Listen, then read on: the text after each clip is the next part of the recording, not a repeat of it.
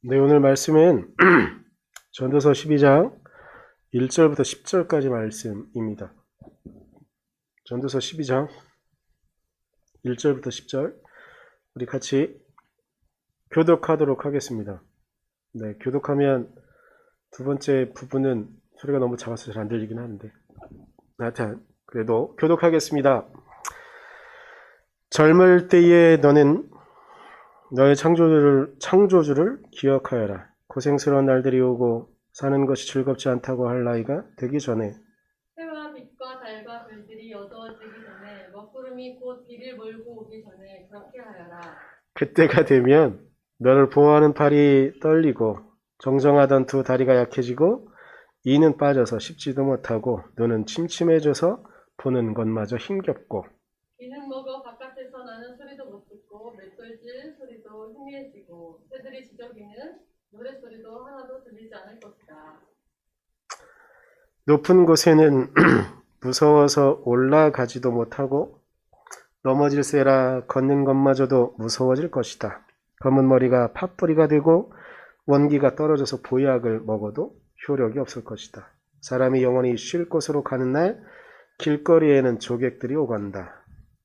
눈사슬이 끊어지고 금그릇이 부서지고 샘에서 물드는 물동이가 깨지고 우물에서 도르래가 부서지기 전에 내 창조주를 기억하여라. 육체가 원래 왔던 흙으로 돌아가고 숨이 그것을 주신 하나님께로 돌아가기 전에 내 창조주를 기억하여라. 아멘. 오늘은 찬양을 들으면서 예배를 시작해 볼까 하는데요. 나는 약한 나그네요. 이 슬픈 세상을 가며 수고도 병도 위험도 없는 내가 가는 그 밝은 곳 나는 가네 내 아버지께 더 이상 방황 없는 곳 나는 가네 십자가 앞에 주님 품에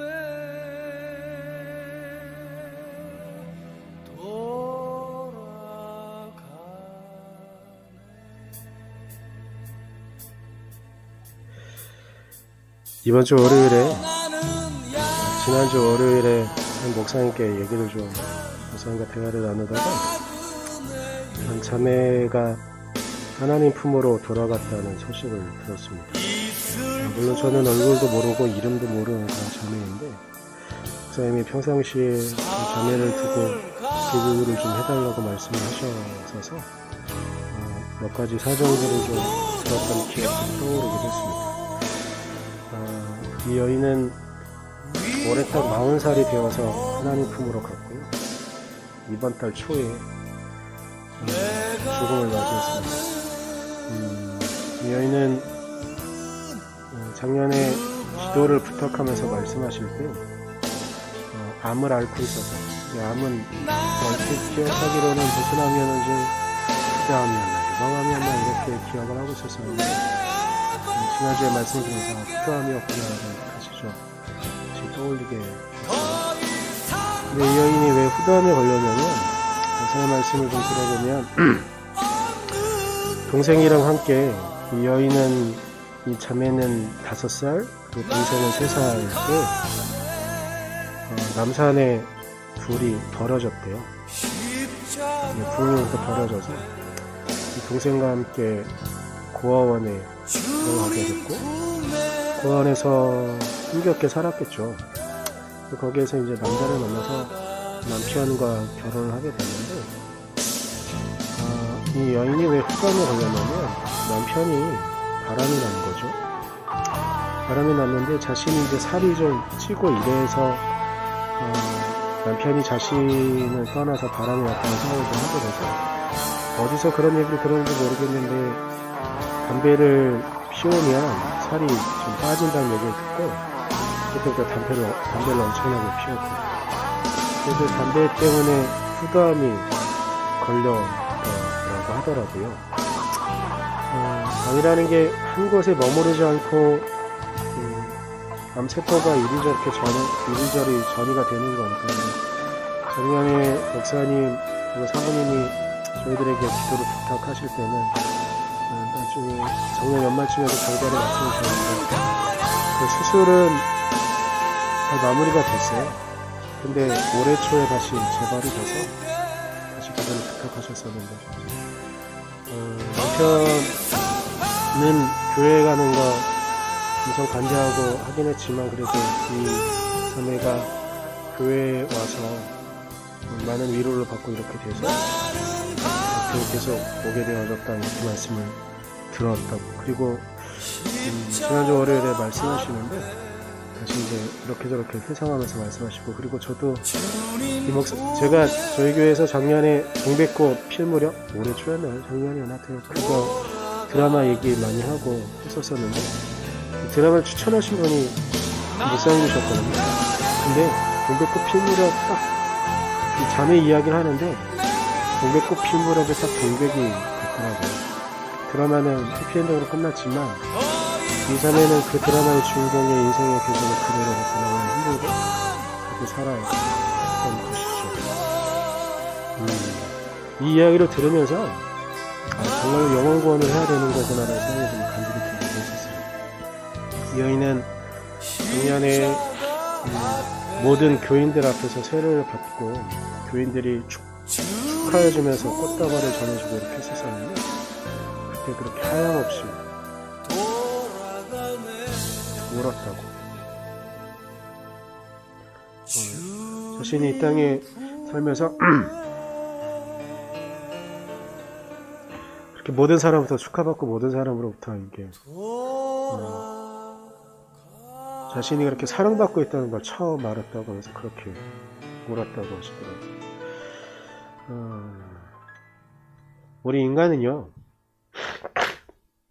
이 땅에서 얼마나 살아갈 수 있을까요? 우리 이 땅에서 얼마나 더 길게 살아갈 수 있을까? 이 여인은 어찌 보면 참 젊은 나이에 40? 이제 막 40이 된 나이에 하나님으로 갔죠. 다른 사람보다 너무 짧게 사는 거고요. 인생의 순간들 하나하나도 그렇게 만만치 않았고 참 힘겹고 어려운 시간을 살아갔던 것이죠. 그런데 그 여인만 그러냐면 우리가 이 땅을 살아가는 우리의 모습들 우리는 이 땅에서 얼마나 살아갈 수 있을까? 그리고 이 땅을 살아가면서 행복하고 의미 있게 살아갈 수 있을까? 불행한 삶, 어찌 보면 사람들의 시선 속에서는 불행한 삶을 살다가 하나님 품으로 간 그 여인들을 보면서 그 여인의 이야기를 들으면서 우리는 얼마나 살 수 있을까? 성경에서는 시편 9편 10절에는 우리의 연수에 대한 이야기가 나오는데 보통은 70이다. 강건하면 80 정도까지 살 수 있을 것이다. 물론 요즘은 강건하면 100살 넘게도 사시는 분들이 많아지긴 했는데 근데 시편 9편은 이렇게 말해요. 그 연수의 자랑은 수고와 슬픔이요 빠르게 지나가니 마치 날아가는 것 같습니다 라고 말합니다. 그렇게 길게 살아왔던 삶의 순간이 시편 기자는 수고와 슬픔뿐이다 라고 말하는 이 시편의 고백은 어찌 보면 우리의 삶의 전체 인생의 이야기들을 그대로 관통하고 그대로 보여주는 것은 아닐까. 물론 제가 찬양을 들으면서 말씀을 드렸던 그 여인처럼 극단적인 고통과 극단적인 괴로움 속에 살아가는 인생이 얼마나 있겠습니까만 절대적으로야 그렇지만 상대적으로야 우리가 저마다 느끼는 삶의 고통과 아픔은 다 있는 것이죠. 그래서 연수가 70이고 길어야 80이라고 말하는 이 인생의 수명과 인생의 이야기들 속에서 수고와 슬픔뿐이 가득한 삶? 우리가 살아가는 삶이 정말 그런 것일까? 구약에서는 이렇게 이야기하는데 신약에도 또 우리의 인생에 대해서 비슷하게 이야기하는 게 있는데 신약은 좀 더 리얼하고 좀 더 아프게 이렇게 이야기해요. 야고보서 4장 14절에 보면 여러분은 내일 일을 알지 못합니다. 여러분의 생명이 무엇입니까? 여러분은 잠깐 나타났다가 사라져버리는 안개에 지나지 않습니다. 라고 말합니다.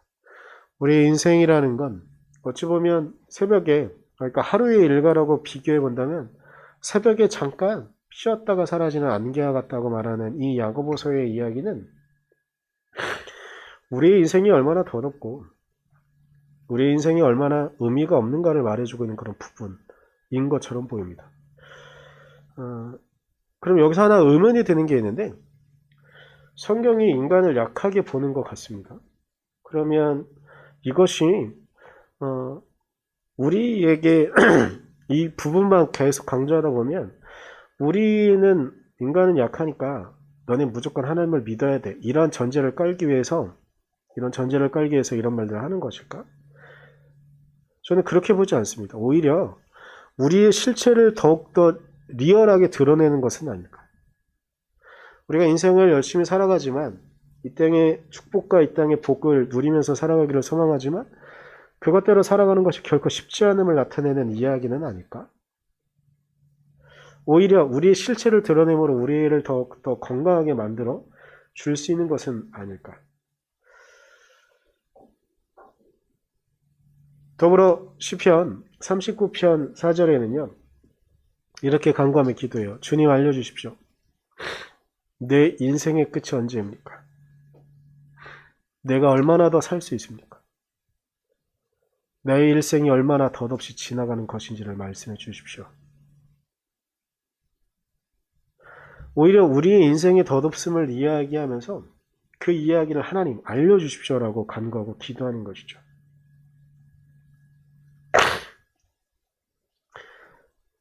제가 오늘 설교를 시작하면서 찬양을 들어서 시작하겠습니다 말씀을 드렸었는데 이 찬양은 원래 미국의 흑인들이요 불렀던 연가예요. 그들의 고단하고 힘겨운 삶들 가운데 이제서야 죽음을 맞이할 그때쯤에 이 땅을 살아가던 그 흑인 노예들이 나는 나그네였고 우리는 나그네였고 하나님 나라로 다시 돌아가는 우리의 형제를 우리의 자매를 하나님 그를 안아주시고 그의 삶 가운데 더 이상 슬픔도 눈물도 없는 곳으로 가니 십자가 앞에 가니 하나님 우리의 형제를 우리의 자매를 당신의 품에 안아주십시오라는 간절한 바람을 갖고 오는 찬양입니다. 제가 이거 버전을 여러 가지 찾다가 그래도 제가 어렸을 때 처음 들었던 걸 어떻게 우연히 찾아서 오늘 갖고 왔는데 오늘 부르신 분은 다윗과 요나단 저희 어렸을 때 되게 유명한 분이셨는데 두 분이 그러셨는데 그분 중에 고음을 맡았던 전태식 씨라는 분이 부른 거였어요. 정말 슬프게 애절하게 부르죠. 흑인들이 부르는 소울로 들으면 더 슬프고 더 비장하고 그래요. 근데 그들의 그 비장한 바람들의 근원은 하나님 힘겹게 이 땅을 살아왔던 나의 형제가 나의 자매가 당신 품에 돌아가니 당신께서 더 이상 슬픔도 없고 더 이상 눈물 없는 그곳에서 맞아주시고 안아주십시오라고 간절하게 기도하는 그런 바람이 있는 것이죠. 그렇다고 한다면 우리는 죽음 이후에나 더 이상 슬픔 없고 눈물 없는 곳으로 가는 것일까? 연약한 우리가 이 땅에서는 계속 하나님 나라, 우리가 죽음 이후에 가는 그 땅에서나 더 이상 슬픔 없고 눈물 없는 곳을 살아갈 수 있는 것일까? 그것을 바라보게 하시는 것이 그것만이 하나님의 뜻일까? 그것만은 아니라고 저는 생각합니다. 그래서 더욱더 더 이 땅에 오셔서 하나님의 나라를 선포하신 예수 그리스도의 말씀이 더욱더 의미가 있고 더욱더 힘이 있는 것은 아닐까 싶기도 합니다. 예수님은 이 땅에 오셔서 하나님의 나라를 선언하세요. 누가복음 17장 20절에 보면 바리새인이 이야기해요. 하나님 나라는 어디에 있습니까? 라고 질문해요.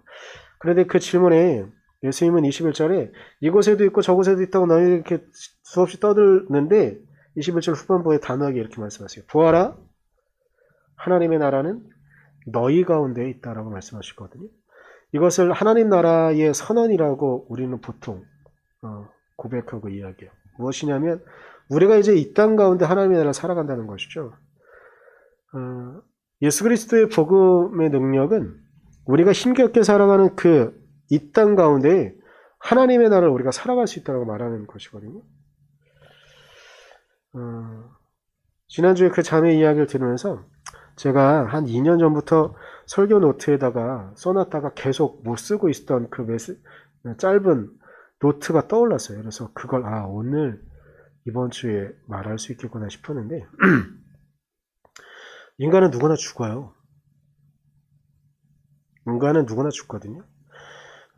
우리가 지금 배경 삼아 읽고 있는 성경도요. 성경이 쓰여진 시기 그리고 그 이후에도 한참 동안 인간의 수명은 정말 강건해야 80이에요. 요즘이야 뭐 100세 넘어서도 사시는 분들이 많아졌고 보통 웬만한 문제가 없으면 80까지 사시는 것이 대부분이긴 한데 그럼에도 불구하고 인생은 사람은 누구나 죽는단 말이죠. 인간은 한계가 있어요. 인간은 한계가 있는데 이 한계가 인간에게 저주일까? 하나님께서 이 수명을 주신 이유가 하나님께서 이 땅을 살아가는 우리들에게 제한을 주신 것이 저주일까? 아니면 축복일까?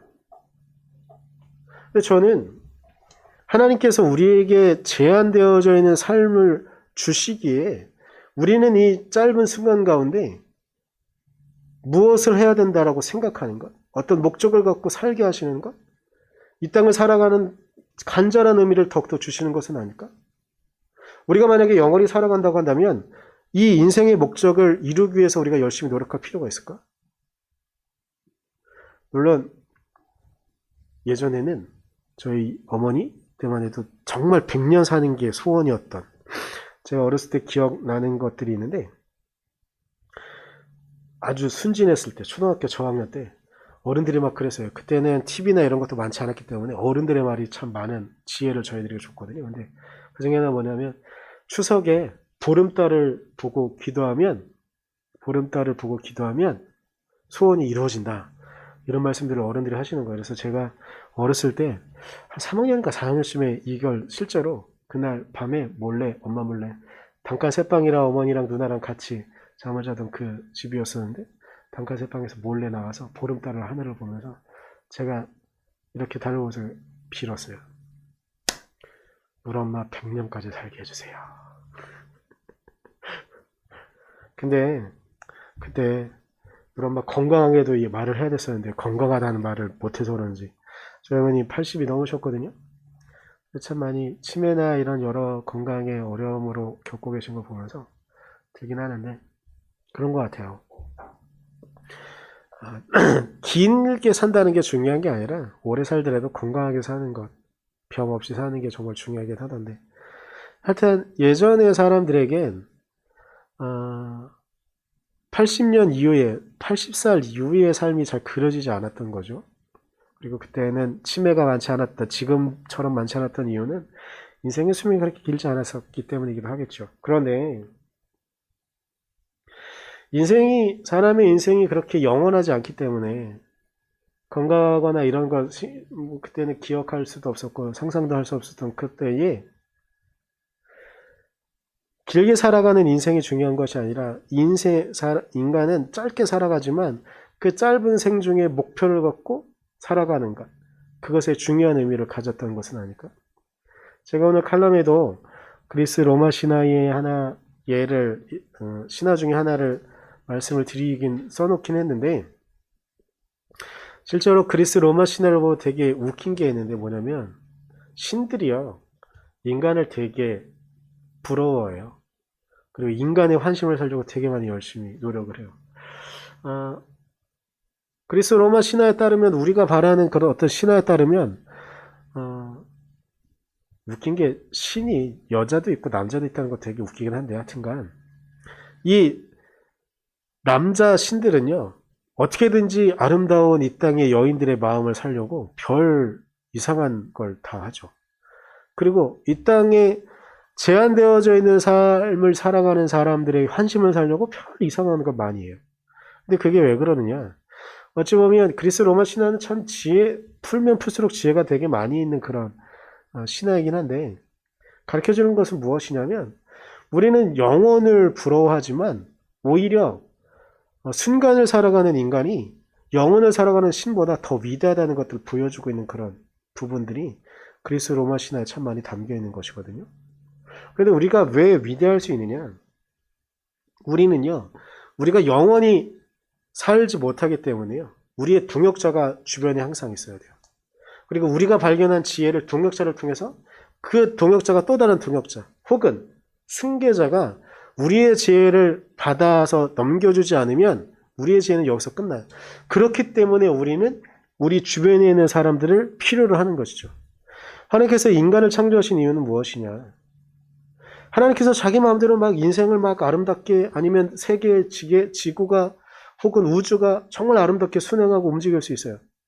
그런데 더 아름다운 것은 무엇이냐면, 인간이 그 속에서 하나님의 일에 동참하고 하나님의 일에 자신의 정성을 다해서 같이 할 때 그것은 더 아름다워질 수 있다는 것을 보여주는 것이 구약 이후에, 창세기 이후에 창조주께서 이 땅을 창조하신 이후에 성경을 통해서, 그리고 우리의 역사를 통해서 보여줄 수 있는 이야기인 것이죠. 우리가 고대 역사나 아니면 현대 역사들을 통해서 볼 때 정말 힘없고 가난하고 어려웠던 사람들이 힘을 모아서, 그리고 약소국이 힘을 모아서, 약소국들이 힘을 모아서 강성한 국가를 무너뜨렸을 때에 사람들이 더 박수치고 환호하는 이유 중에 하나는, 제한되고 힘없는 그들이 같이 힘을 내고 같이 하나 된 모습을 만들었기 때문에 더 감동하는 것. 우리의 심리 안에, 우리의 인성 안에, 하나님께서 창조하신 우리의 마음 안에 그 마음들을 주신 것은 아닐까요? 그래서 인간은요, 후계자가 필요해요. 그래서 인간은 동역자가 필요한 거예요. 그렇기에 더욱더 아름다울 수 있고 더욱더 강력해질 수 있다는 것이죠. 그럴 때에 인간은 유지되고요. 인간의 문명 거대한 이야기 말고 인간의 삶이 유지되어질 수 있는 것은 옆에 동역자들이 있을 때, 옆에 다른 사람들이 있을 때 그것이 가능해지는 것이죠. 그리고 인간이라는 건 옆에 있는 사람들을 통해서 영향을 받으면서 변화되어지고, 그리스 로마 신화에 보면 신들의 캐릭터들이 있는데 이 캐릭터는 변하지 않아 쭉 가는 거예요. 망나니 신이 있어요. 번개를 팍팍팍 던지는 이 망나니 신이 있어요. 이 신은 영원히 망나니예요. 공정하지 않아요, 그 신은. 근데 그 신에게 계속 저항하고 싸우는 다른 신들. 근데 그 신들이 인간의 도움을 빌어서 그 망나니 신과 싸워요. 망나니 신을 속이기도 하고. 근데 왜 그러느냐? 인간은 도움을 줄 수 있고 인간은 같이 할 수 있기 때문인 것이죠. 그래서 우리의 삶은 짧을 수 있을지 모르겠지만 우리의 동역자가 있을 때, 우리의 후계자가 있을 때 더 영원하게, 더 길게 우리의 삶을 살아갈 수 있는 것이죠. 그렇기에 우리의 옆에 있는 사람들의 존재는 더욱더 중요한 것. 우리가 영원히 살기 위해서, 아니 영원히 살기 위해서가 아니라 당장 이 짧은 순간의 삶을 살기 위해서도 우리는 우리의 동역자가 필요하고,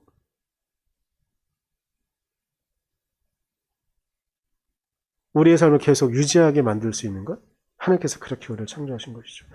오늘 우리가 본문으로 읽은 전도서 12장은 솔로몬이 자신의 생애를 마무리하면서 젊은 사람들에게 부탁하는 그런 이야기예요. 물론 전도서의 가장 큰 주제는 헛되니 또 헛되다, 뭐 이것이라고 말할 수 있긴 하지만, 더욱더 그 말 속에 더욱더 솔로몬이 인생의 순간을 정말, 솔로몬 왕은요 이스라엘의 국가 중에 가장 융성한 시기를 보냈던 그런 왕이었었어요. 무역을 너무나 잘했고요. 하나님께서 주신 지혜 덕에 그 주변에 있는 국가들의 정세를 잘 이용하면서 중간에서 교육을 너무나 잘했다. 그래서 정말 경제적으로 융성했고 지경도 되게 넓힐 수 있어. 국가의 경계를 되게 넓힐 수 있었던 그런 시기였거든요. 그래서 이 솔로몬은 젊었을 때부터 이 땅에 살아가는 사람들이 누리던 온갖 호사, 온갖 모든 것들을 다 누리면 살아갈 수 있었던 왕이었었어요. 그런데 이 사람이 말하는 거예요. 젊은 너희들아, 창조주를 기억하라. 너희가 너희 마음대로 살아갈 수 있다. 너희가 너희 마음대로 이것들을 할 수도 있고 유혹을 따라 너희들의 욕망을 따라 이것저것 다 할 수 있다. 하지만 너희들이 기억해야 되는 것들이 있는데 인생은 결코 영원하지 않다. 재밌는 표현들이 나오죠. 4절에 보게 되면 귀는 먹어 바깥에서 나는 소리도 못 듣고 멧돼질 소리도 희미해지고 새들이 지저귀는 노랫소리도 하나도 들리지 않을 것이다. 그 뒤에 있는 말은 더 재밌어요. 5절에 높은 곳에는 무서워서 올라가지도 못하고 넘어질세라 걷는 것마저도 무서워질 것이다. 인간의 한계를 그렇게 말하는 것이죠. 그런데 이게 정말 지혜로운 것은 무엇이냐면 우리가 젊고 우리가 힘이 넘쳐나고 우리의 힘으로 모든 것을 할 수 있다고 착각할 때가 되면 그쯤이 되면 우리의 힘이 넘쳐난다고 느껴질 때쯤이 되면 우리 주변에 있는 사람들의 이야기는 보이지 않아요. 너희는 내 말대로 해야 돼. 내가 힘이 세고 내가 왕이야. 내가 너희들을 먹여 살리잖아. 당연히 너희들은 내 말을 들어야 되지. 이 순간 우리는 창조주를 잃어버리게 되는 것이죠. 우리가 힘이 강한 그때에 무엇이든 할 수 있다고 생각하는 그때에 오히려 더 우리가 해야 되는 것은 무엇이냐? 창조주를 기억하며 하나님께서 우리를 왜 제한되어져 있는 인생의 수명이 영원하지 못한 인간으로 만드셨는가? 왜냐? 우리의 동역자를 허락하셨고 우리의 후계자를 둬야 되는 그리고 우리의 지혜를 전달해줘야 될 사람들이 있어야 되는 것. 그래야 우리의 삶이 더 살아갈 수 있고 지금 이 순간, 짧은 이 순간도 우리가 살아갈 수 있게 만드신 이유는 창조주께서 우리의 동역자를 통해 우리의 후계자를 통해 영원히 살아갈 수 있는 가능성을 허락하셨다는 것을 기억해야 하는 것.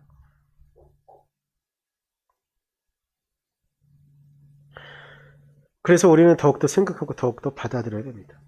영원을 살 것 같은 우리라 할지라도 우리의 삶은 영원하지 않음을. 그래서 이 영원하지 않다는 것이 우리에게 저주처럼 보여질지 모르겠지만 오히려 이것은 저주가 아니라 우리의 동역자를 찾게 하고 우리의 다음 세대를 위해서 무엇인가를 해야 되게 만드는 그 축복이라는 것들을 우리가 받아들이는 삶. 그래서 우리가 이 땅 가운데 하나님의 나라를 살아간다는 것, 그 마음을 우리가 가져야 하지 않을까 합니다. 우리가 이 땅 가운데 하나님의 나라를 살아가는 게 참 말은 좋고 되게 그려봤을 때 되게 아름다운 것 같죠. 하지만 때로는 이 말씀이 이 선언이 너무 힘들고 어려울 때가 있습니다. 이런 경우인 것 같아요. 우리가 하나님의 나라를 당당하게 살아가요. 하나님 말씀대로 당당하게 살아가요. 그런데 하나님의 나라, 하나님의 말씀대로 당당하게 살아가면 어느 누구 간에 우리를 부러워하고 우리를 흠모할 만한 그런 것들이 있어야 될 것 같은데 우리의 삶이 어떤 사람들에겐 자랑거리가 되지 못하는 그런 순간들이 우리에게 올 수 있단 말이죠. 그러면 우리는 하나님의 나라를 제대로 살아가지 못하는 걸까?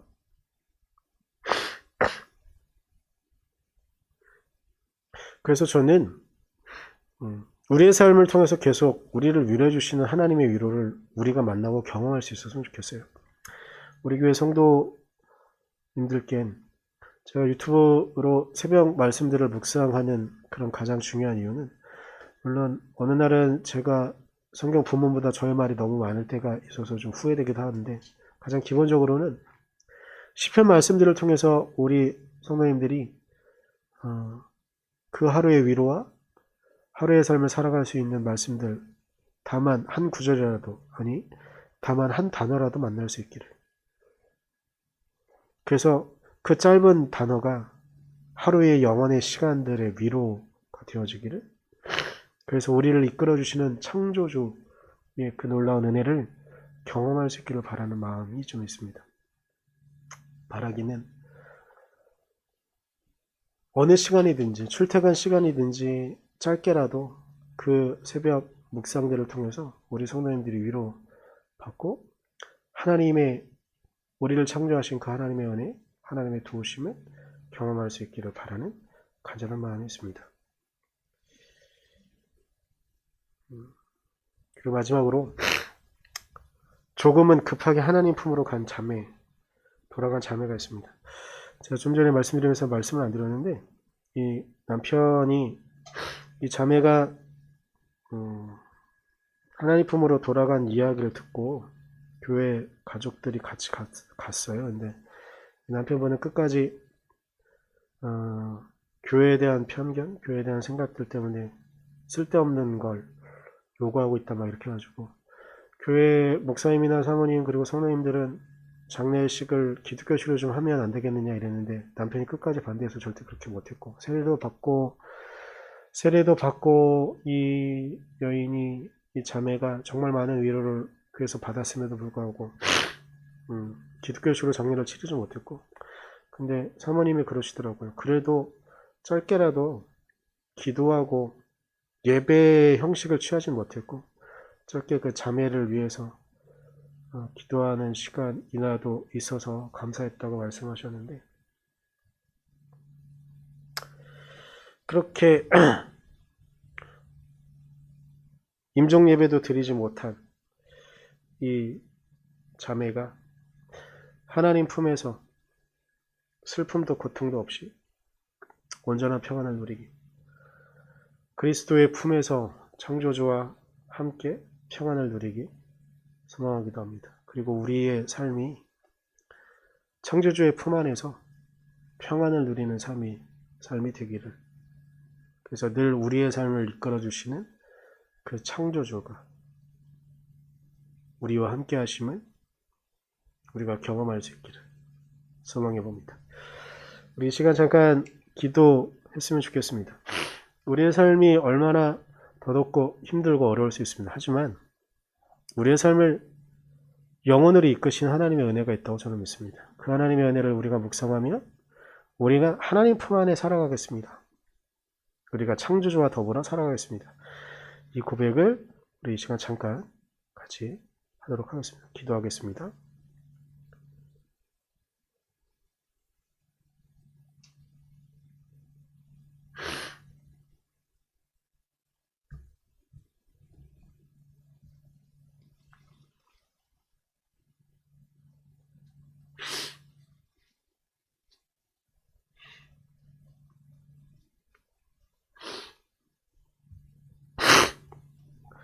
연하여 기도합니다. 주님, 우리가 주님의 은혜, 주님의 도우심 가운데만 있기를 간절히 소망합니다. 우리 인간은 제한된 인생을 살아갑니다. 하지만 이 제한된 인생을 당신께서 우리에게 허락하셨기에 더욱더 우리는 역동적으로 이 땅을 살아갈 수 있고 더욱더 우리는 당신을 찾으며 우리 주변에 있는 사람들과 인생을 나누게 하신 놀라운 축복이 있음을 하나님 우리 깨닫게 하시고 우리의 삶을 당신을 기억하며 당신의 말씀을 따라 살아갈 수 있도록 우리를 이끌어 주시옵소서. 우리를 늘 당신의 사랑으로 눈물도 슬픔도 없는 당신의 품으로 이끄시는 당신의 은혜 가운데 우리가 이 땅을 살아가기를 간절히 소망하며 예수님의 이름으로 기도드렸습니다. 아멘.